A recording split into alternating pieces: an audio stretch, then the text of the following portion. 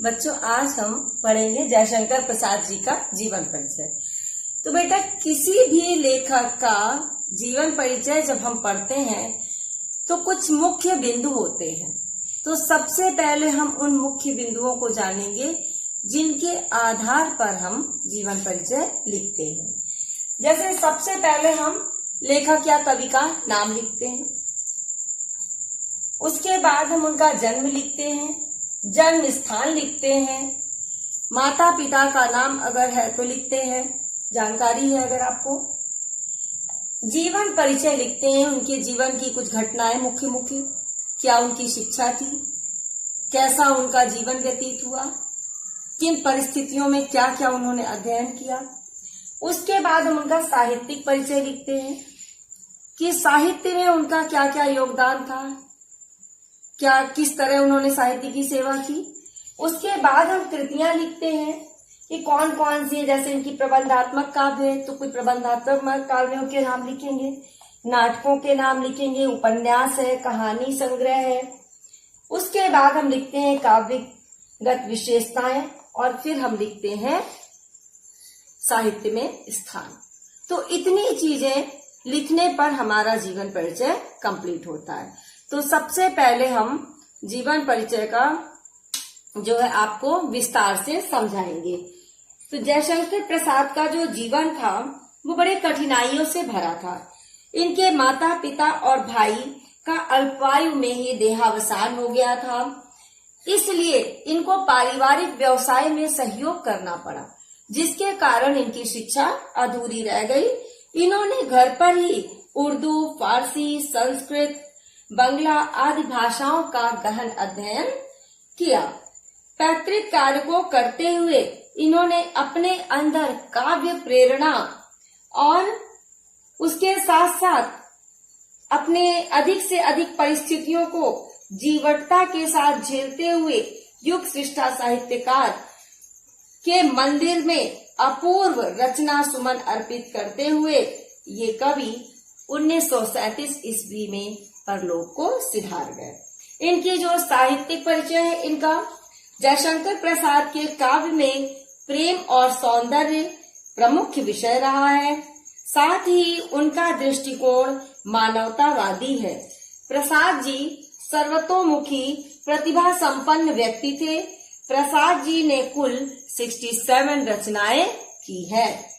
कृतियां, इनकी मुख्य जो कृतियां थी, चित्राधार, प्रेम पथिक, कानन कुसुम, झरना, आंसू, लहर, कामायनी। कामायनी आपका महाकाव्य है जो कि 15 सर्गों में विभक्त है। इसमें श्रद्धा और मनु का के प्रेम का, उनके मिलन का श्रृंगारिक वर्णन किया गया है। इनके जो नाटक हैं, चंद्रगुप्त, स्कंदगुप्त, ध्रुव स्वामिनी, जन्मेजय का नागयज्ञ, राजश्री, अजातशत्रु, प्रायश्चित आदि। इन्होंने कुछ मुख्य उपन्यास लिखे हैं, कंकाल, तितली, इरावती इनकी अपूर्ण रचना रही है। कहानी संग्रह में इन्होंने लिखा है प्रतिध्वनि, छाया, आकाशदीप आदि। निबंध संग्रह इन्होंने लिखा है काव्य और कला। इनके जो काव्यगत मुख्य विशेषताएं हैं, सौंदर्य और प्रेम के कवि माने जाते हैं ये। इनकी जो मुख्य काव्य रचनाएं हैं, श्रृंगार रस के संयोग एवं विप्रलंब दोनों पक्षों का सफल चित्रण इन्होंने किया है। नारी सौंदर्य के चित्र स्थूलता से मुक्त आंतरिक सौंदर्य को प्रतिबंधित करते हैं। हृदय की अनुभूति, बाह्य उदार, एक लंबी काया उन्मुक्त। दार्शनिकता, उपनिषदों के दार्शनिक ज्ञान के साथ बौद्ध दर्शन का समन्वित रूप भी इनके साहित्य में मिलता है। रस योजना में संयोग श्रृंगार के साथ साथ विप्रलंब श्रृंगार का भी इन्होंने खूबसूरती से चित्रण किया है। प्रकृति चित्रण में आपने हृदयग्राही चित्रण किया है, अर्थात इतना सुंदर चित्रण किया है कि वो लोगों के मन को हरने वाला है। काव्यों में प्रकृति के उद्दीपन रूप आदि के चित्र प्रचुर मात्रा में हैं। मानव की अंतः प्रकृति का भी इन्होंने चित्रण किया है। मानव मनोविज्ञान का विशेष स्थान है। मानवीय मनोवृत्तियों को उन्मत्त रूप देने वाली उदास भावनाएं महत्वपूर्ण हैं। इसी रहस्यवाद का परिचय मिलता है। ये अपनी रचनाओं में शक्ति संचय की प्रेरणा देते हैं। अंत में आपका जो साहित्यिक परिचय है वो इस प्रकार से है, साहित्य में स्थान इस प्रकार से है कि प्रसाद जी भाव और शिल्प दोनों दृष्टियों से हिंदी के युग प्रवर्तक कवि के रूप में हमारे सम्मुख आते हैं। इन्होंने भाव और कला, अनुभूति और अभिव्यक्ति, वस्तु और शिल्प सभी क्षेत्रों में युगांतकारी परिवर्तन किए हैं। वे छायावादी काव्य के जनक और पोषक होने के साथ ही आधुनिक काव्य धारा का गौरवमय प्रतिनिधित्व करते हैं।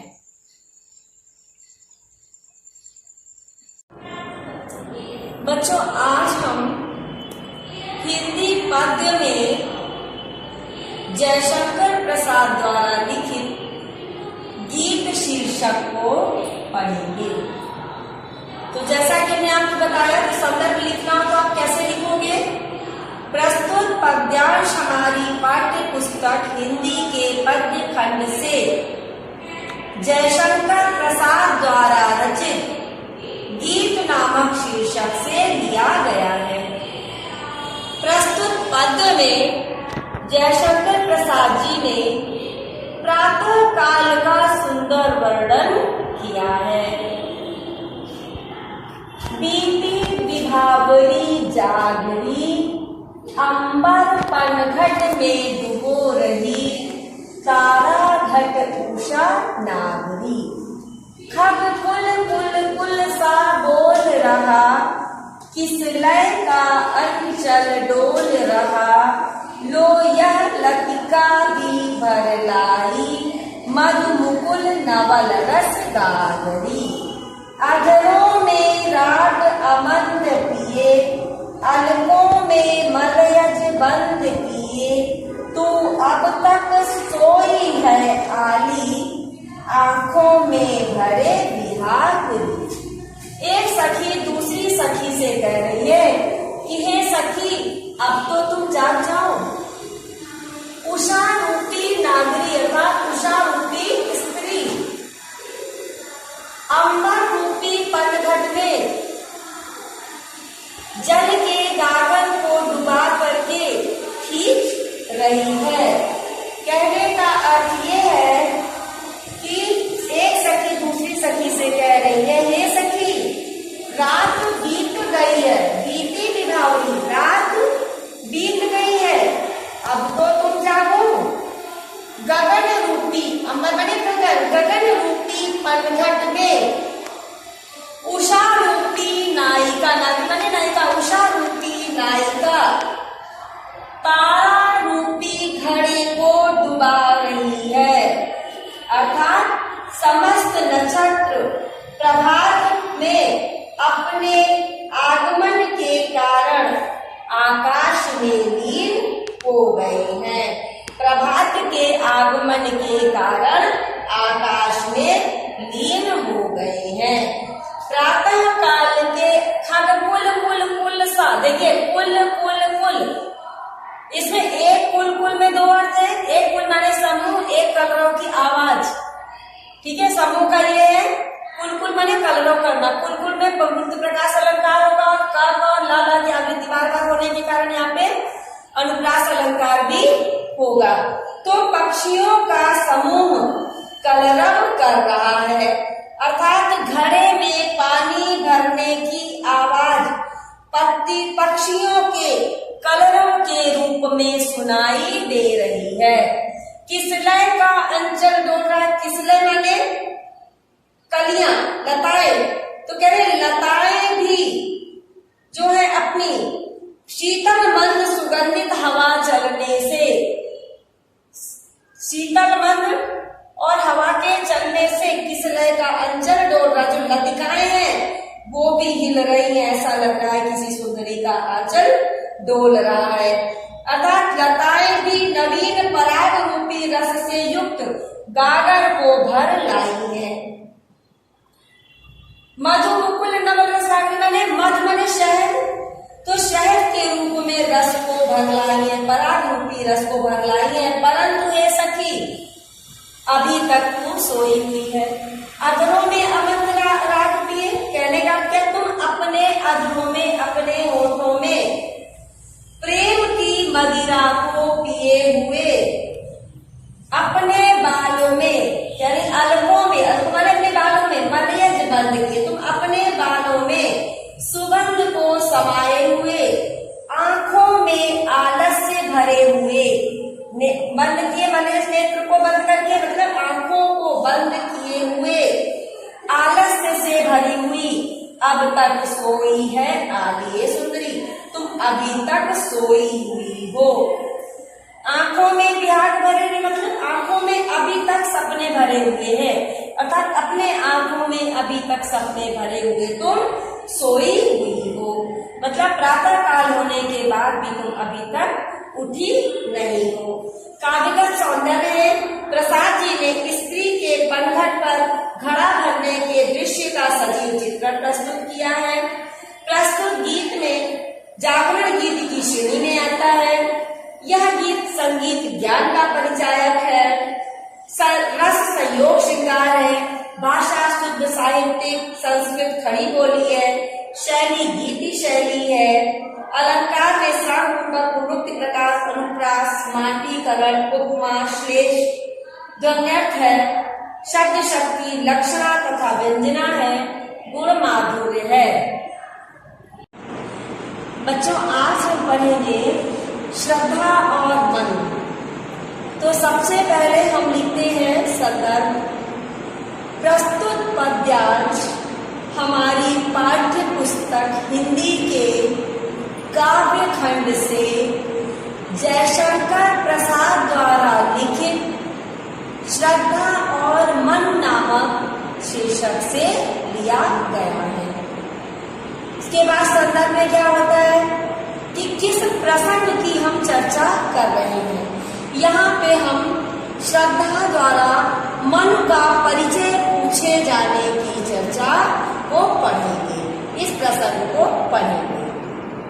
कौन तुम संस्कृत जलनिध तीर, तरंगों से फेंकी मणि एक, कर रहे निर्जन का चुपचाप प्रभा की धारा से अभिषेक। मधुर विश्रांत और एकांत, जगत का सुलझा हुआ रहस्य, एक करुणा में सुंदर मौन और चंचल मन का आलस्य। श्रद्धा ने मन को एकांत में जब पड़े बैठे देखा शांत भाव से, तो उनके मन में प्रश्न आया कि ये कौन है। तो श्रद्धा मन से प्रश्न कर रही है, कौन तुम कौन हो। संसार रूपी सागर से फेंके गए, अर्थात जिस प्रकार से सागर अपनी लहरों के द्वारा अपने अंदर छिपे हुए मणियों को, नगों को बाहर फेंक देता है, तट पर फेंक देता है, उसी प्रकार से इस संसार रूपी सागर की लहरों से फेंके हुए तुम इस निर्जन स्थान पर पड़े हुए कौन हो। मणियों के समान इस प्रदेश को सुशोभित करते हुए कौन हो। कर रहे निर्जन का चुपचाप प्रभा की धारा से अभिषेक, तुम इस शून्य स्थान का चुपचाप बैठ करके आभा से उसी प्रकार सुशोभित कर रहे हो जैसे सागर तट पर पड़ी हुई मणि उसके निर्जन तट को आलोकित करती है। उसके बाद श्रद्धा क्या पूछ रही है। श्रद्धा कहती है कि हे अपरिचित, तुम मुझे मधुरता, थकावट और नीरवता से परिपूर्ण इस सागर में सुलझे हुए रहस्य की भांति प्रतीत हो रहे हो। अपरिचित होने के कारण तुम रहस्यमय हो, क्योंकि श्रद्धा मनु से परिचित नहीं है। फिर भी तुम्हारी मुखाकृति माने मुख की आकृति के भाव तुम्हारे रहस्य को सुलझा रहे हैं, तुम्हारे अंदर के भावों को प्रकट कर रहे हैं। तुम्हारा सुंदर और मौन रूप, अर्थात तुम इतने सुंदर हो, तुम्हारा रूप जो है मौन है, वो करुणा से परिपूर्ण है, करुणा से भरा हुआ दिखाई दे रहा है। फिर भी तुम्हारी मुख की आकृति भाव तुम्हारे रहस्य को सुलझा रही है। तुम्हारा सुंदर और मौन रूप करुणा से परिपूर्ण है और तुम्हारे चंचल मन में आलस्य धारण कर लिया है। तुम्हारा चंचल मन अब एकदम शांत हो गया है। इसका क्या कारण है? क्यों तुम इस तरह से पड़े हुए हो? इसमें बेटा काव्यगत सौंदर्य है, भाषा तो खड़ी बोली है, शुद्ध खड़ी बोली है, अलंकार रूपक है, परिकरांकुर है, उत्प्रेक्षा है, उल्लेख है, विशेषण विपर्य और विरोधाभास है, शब्द शक्ति लक्षणा है, गुण माधुर्य है, छंद मात्राओं का श्रृंगार छंद है, अर्थात श्रृंगारिक छंद है। तो बेटा हम इसमें क्या करते हैं, इससे संबंधित प्रश्नों के उत्तर भी लिखते हैं। तो सबसे पहला प्रश्न क्या होता है? प्रस्तुत पद्यांश के शीर्षक तथा लेखक का नाम लिखिए। इसका उत्तर होगा प्रस्तुत पद्यांश का शीर्षक है श्रद्धा और मनु और लेखक का नाम है जयशंकर प्रसाद। दूसरा प्रश्न ये पूछते हैं कि इसमें कौन किससे परिचय पूछ रहा है? तो बेटा प्रस्तुत पद्यांश में श्रद्धा मनु से उसका परिचय पूछ रही है। और एक प्रश्न होगा इसमें प्रभा की धारा से अभिषेक। प्रस्तुत पंक्ति में कौन सा अलंकार है? तो बेटा प्रस्तुत पंक्ति में रूपक अलंकार है। इसमें सबसे ऊपर की 3 लाइनों की आपको व्याख्या करनी है, जिसकी व्याख्या है कि श्रद्धा मनु से, जयशंकर प्रसाद कहते हैं कि श्रद्धा मनु से पूछ रही है कि संसार रूपी सागर से, अर्थात जिस प्रकार से समुद्र अपनी लहरों से मणियों को तट पर फेंक देता है और उससे समुद्र के तट आलोकित होते हैं, उसी प्रकार से संसार रूपी सागर की लहरों से फेंके हुए तुम इस निर्जन स्थान पर पड़े हुए इस सुनसान को प्रकाशित करने वाले कौन हो?